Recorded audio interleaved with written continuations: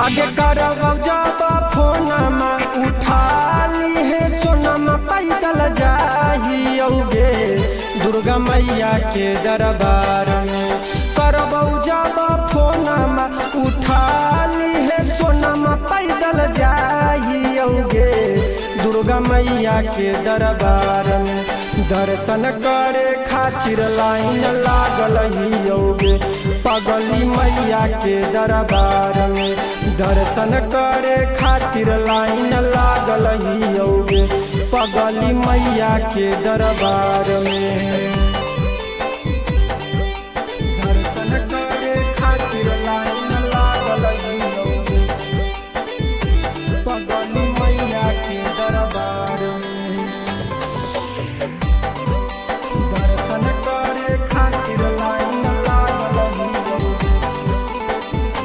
दुर्गा मैया के हकई माही माया पार गे पगली उनका पूजो हकई पूरा संसार गे पगली।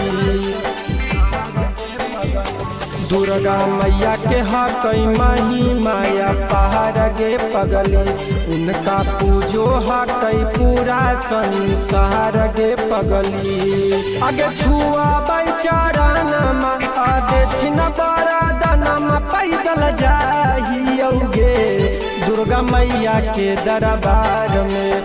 छुआ चरणमा देथिन बरदनमा पैदल जाइयोगे दुर्गा मैया के दरबार में। दर्शन करे खातिर लाइन लागल हियोगे पगली मैया के दरबार में।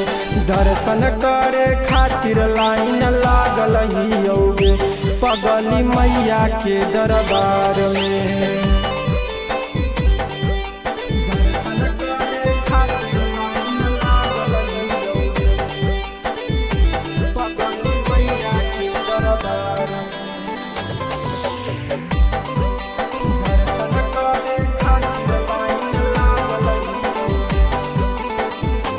चांद सूरज जैसन चमको है चेहरा गे पगली दुर्गा मैया करथिन हमारा पर बिचरा गे पगली।